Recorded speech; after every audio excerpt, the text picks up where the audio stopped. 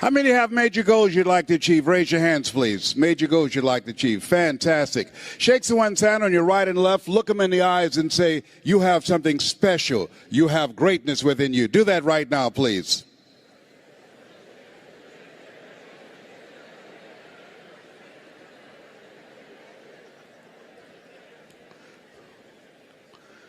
Very good.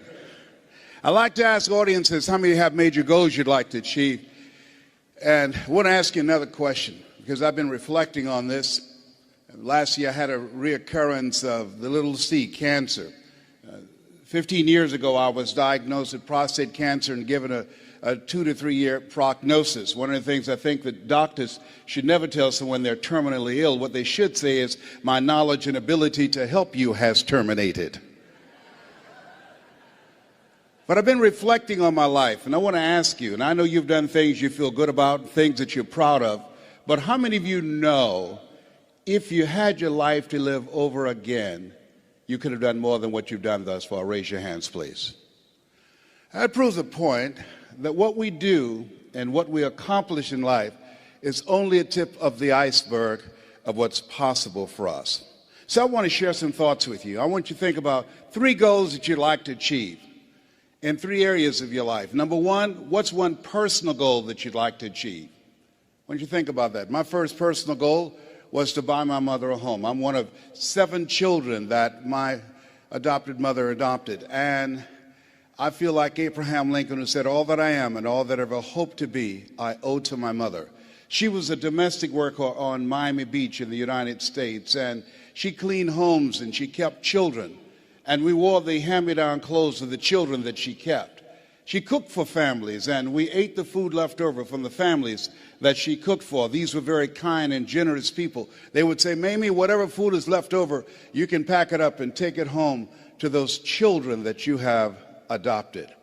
And I used to walk around these big, beautiful mansions, and I'd say, Mama. And she said, what is it, Leslie? When I become a man, I'm going to buy you a big, beautiful home, just like this. How many have somebody special you'd like to do something for? Raise your hands, please. Very good. We're going to show you how you can make that happen. Now I want you to think about your financial goals, growing your business, advancing your career, taking your life to the next level. I want you to think about the goals that you've set for yourself, why you've invested in yourself and being here. And whatever the goals are that you've set for yourself, and I hope you've raised the bar on yourself, I want you to multiply it 100-fold. I found that most people fail in life not because they aim too high and miss. I found that most people fail in life because they do what I did for most of my life, aim too low and hit. And many never aim at all. Now I want you to think about your social contribution. What will be different because you showed up? Horace Mann said we should be ashamed to die until we've made some major contribution to humankind. One of the goals I have is reduce the number of women who die from breast cancer. My mother was a 22-year breast cancer conqueror. How many men over 40? Raise your hands, please. Men over 40. Very good. One of the goals every time I speak, I encourage men to get their PSA test, which stands for prostate-specific antigen, and their digital rectal examination. And I'll be glad and they can check our prostate by looking in our ears. You know, it's got to be a better way. I'm turning red as I talk about it, but you can't see it. A friend of mine was at a medical convention. Hey, Les, let me give you a free rectal. I said, no, buddy, you too motivated.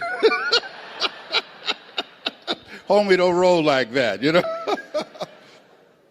One of the goals I have is teaching people how to tell their story, how to grow their business, be the voice of their business, how to improve the customer service, how to develop their leadership voice, how to go from being local to being global.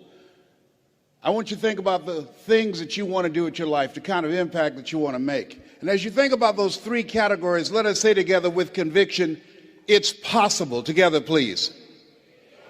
Everybody together, please. Say it's possible. You know, the easiest thing I do is come up here prepared to speak for you. But the most difficult thing that I've ever done, and took me years to do, was to believe that I could do it. Given my beginning, born in an abandoned building on a floor in a poor section of Miami, Florida, called Liberty City, with a twin brother, being adopted, being labeled educable, mentally retarded in the 5th grade and put back from the 5th grade to the 4th grade and failing again in the 8th grade and not having any college education. And if both my birth parents stood up and said, "Hello, son," I would not know either one. You know, I saw a movie late one night, and in this movie called Magnolia, Tom Cruise, and there was a line in there that said, "We might be through with our past, but our past is not through with us." How many of you know there are things that we've experienced that can impact the way we see ourselves? Raise your hand as you understand that. And so as you look at yourself and look at your goals, I want you to write this down. You don't get in life what you want, you get in life what you are. You have to create an achiever's mindset. You have to create that yourself. My favorite book says, "Be ye not conformed to this world, be ye transformed by the renewing of your mind." And what you're doing right now is an indication of what's most important. As you begin to invest in yourself, setting aside a time to be here. This is the era what the late Peter Drucker calls the era of the 3 C's: accelerated change, overwhelming complexity, and tremendous competition. And so as you look at yourself and look at your goals, setting aside time every day to work on your mindset, to expand your vision of what's possible for you.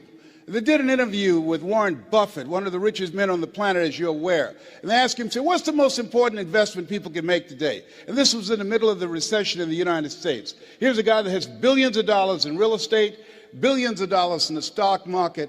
And he said, the most important investment you can make is in yourself.